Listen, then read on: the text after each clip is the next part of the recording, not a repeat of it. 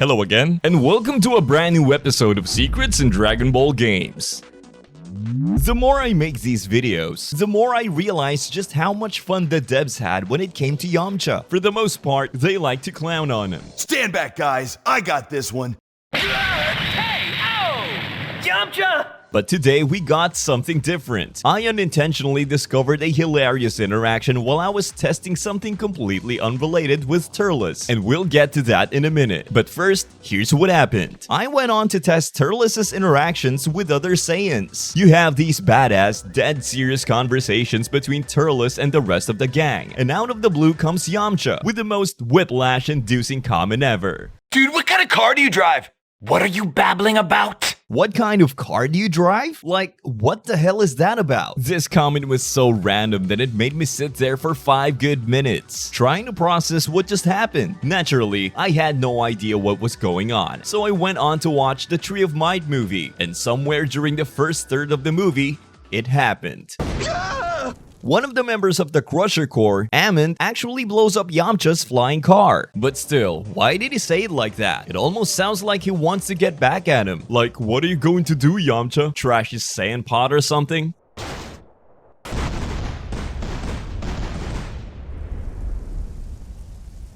This interaction also carried over to Xenoverse 2, only this time, Yamcha is more straightforward with his intentions. You'll pay for trashing my ride, punk! I'm sorry?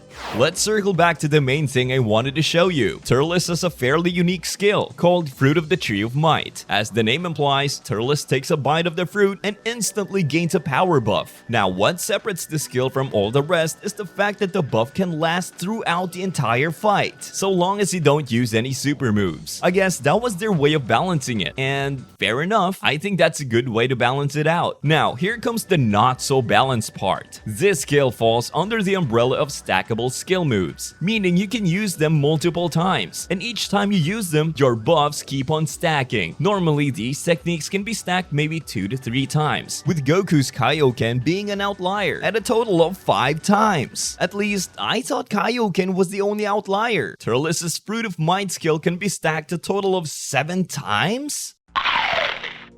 I win!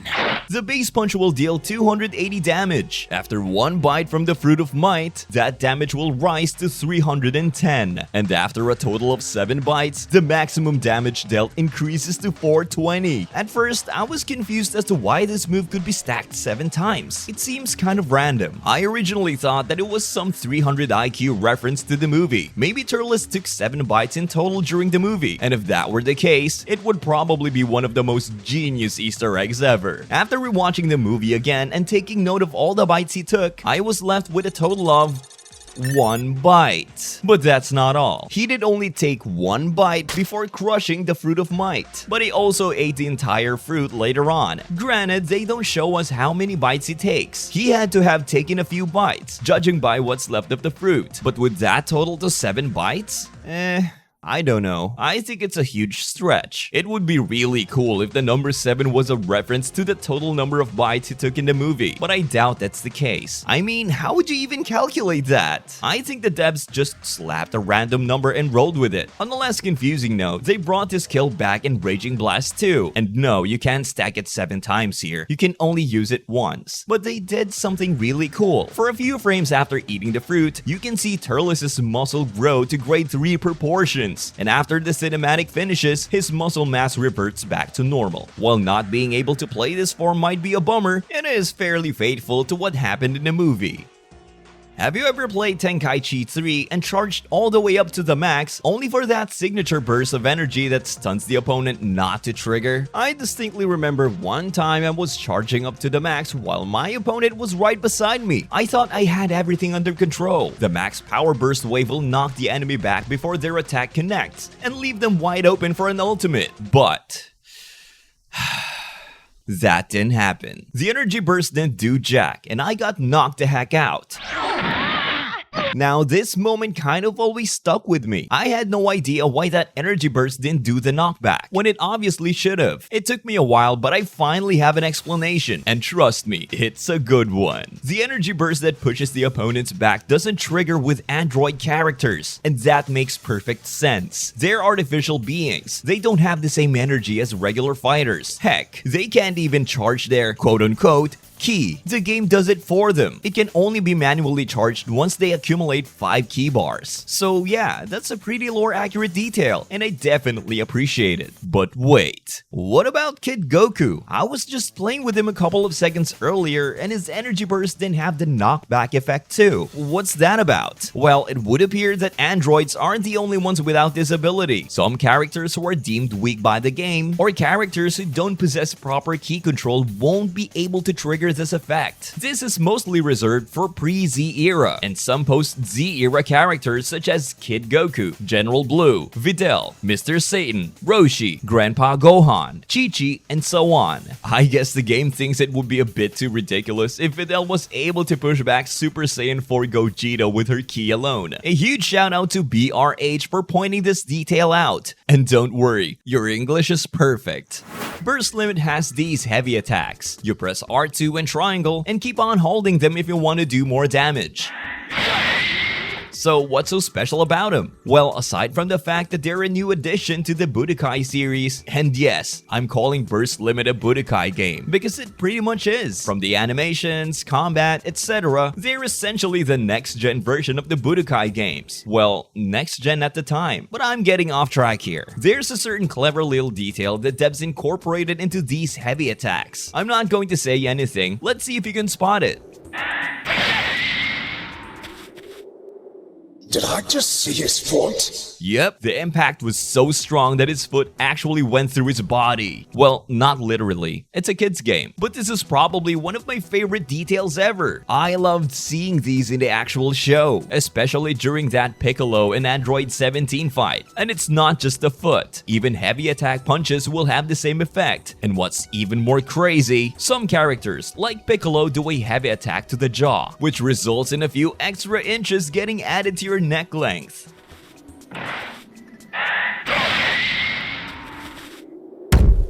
Similar to the PS2 Budokai games, where entire stages can get blown up if you launch an ultimate attack, the same goes for Burst Limit, albeit with a small new addition. The Budokai games offered interactive stages. For example, if you hit your enemy hard enough, they'd be sent flying, and your battle would continue in a whole different part of the stage. While Burst Limit went for a slightly different approach, this time around, you can take your battles to the air. It works just like in the Budokai games. If you hit your opponent hard enough, instead of being ported to a different part of the stage, both players will find themselves duking it out in the air. But there's one specific air stage I want to show you.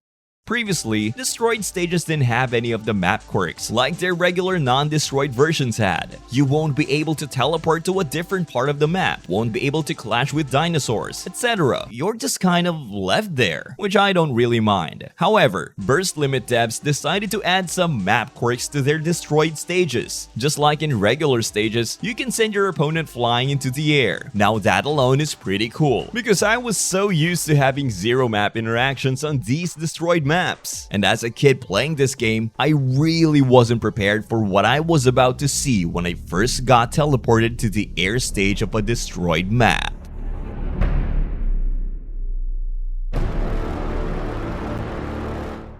I don't know what I was expecting to see, but it certainly wasn't this. So, what's the hyperbolic time chamber doing in space? More specifically, what's the significance of its appearance on a desolated stage? I honestly have no clue. Planet Namek's destroyed air stage looks like what you'd expect, but the time chamber on a desolated Earth stage, I don't know. Every time I see it, I get reminded of how little content this game has. I mean, there are only 5 maps, and the character roster, a damn shame. This game has tons of cut content, and I just wish they could have finished the game properly. Perhaps we'll cover it in a future video.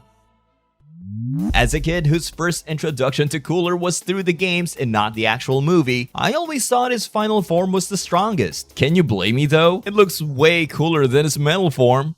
No pun intended. Even to this day, I still subconsciously view it as the strongest, even though I know it isn't. He can keep up with Super Saiyan Goku, yet Metal Cooler was wrecking both Goku and Vegeta at the same time. I love how Budokai 3 makes it very clear which form is the strongest. His base form is naturally the weakest, followed by his final form, and at the very top comes Meta Cooler. Cooler's power progression is pretty straightforward. His brother, on the other hand, even though Frieza himself states that he's grown stronger after being reassembled, Budokai 3 thinks otherwise. We'll take his Death Beam attack as an example. Final form will do 292 damage. Mecha Frieza will do 300. So far so good, right? It goes hand in hand with his manga statement. Well, let's try to fire a Death Beam in his bulked up 100% power form. 300, same as Mecha Frieza. Now, I see two conclusions here. Either he's just as strong as he was on Namek, meaning the game ignored that manga statement, or conclusion number 2, I don't know if you noticed, but Mecha Frieza is not his bulked up form and is able to output the same damage as his full 100% power form on Namek, which could imply that if he was to go into his bulky form, he would get a small damage boost, just like his Namek Saga counterpart did, and naturally, he would be able to output more damage, making his cyborg body stronger than his normal one. Unfortunately, bulked up Mecha Frieza was never shown to us. We don't even know if his cyborg body could even use that form. So yeah, they did a really good job with Cooler's power progression, although I'm not entirely sure how to process the whole Mecha Frieza situation. Have you guys ever felt like something is missing in Tenkaichi 3? More specifically, something that was present in Tenkaichi 2 and not in 3. I'm going to do a little test here. First, I'm going to do a jump with Kid Goku in Tenkaichi 3. Now, I'm going to do the same jump in Tenkaichi 2. Notice the difference? How about these two? Or these two?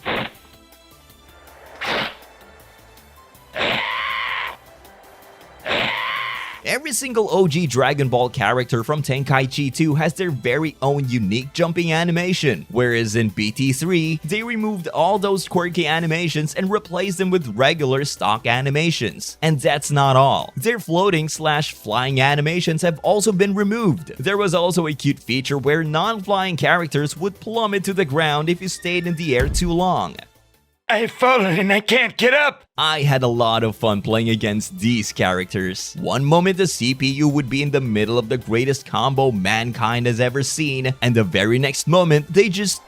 I personally don't mind the exclusion of this detail, but the removal of all those goofy little animations still kind of leaves me puzzled. Maybe they deemed them too distracting or something. I'm not sure. I'm a huge fan of the games adapting content from the Dragon Ball Super manga, mostly due to the fact that we rarely see it happen. Everything they adapt is either from the anime or the movies. But manga? You just don't see it happen that often. Although, I love what they did with Kakarot. They adapted the whole Buu arc from the Future Trunks timeline, and seeing Future Trunks go Super Saiyan 2 was just...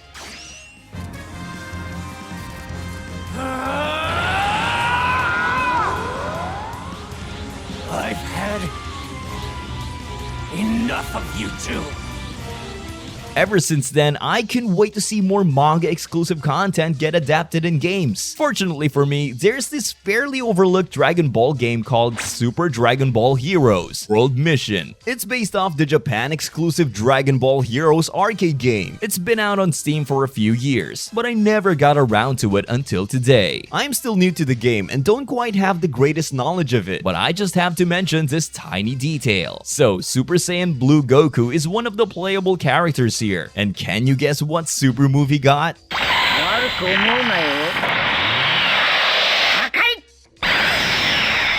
I still can't believe they have Goku using Hakai in this game. It's a reference to a manga panel from Dragon Ball Super. Goku used it in his fight against Merged Zamasu, which we never saw in the anime. Honestly, I'm just hoping we'll get some more manga exclusive content adapted in future games. That's all for this one. If you haven't already, I highly recommend checking out the previous Secrets in Dragon Ball Games video. We tried to break down one of the most confusing mechanics of Tenkaichi 3. Also, I just made a Twitter/X account and would highly appreciate it if you guys could slide me a quick follow. I'll occasionally be sharing stuff relating to videos and Dragon Ball games in general. But most importantly, it'll help me reach out to YouTube support team if something would ever happen to the channel. So yeah, thank you for watching and I'll see you in the next one. Is that all you've got?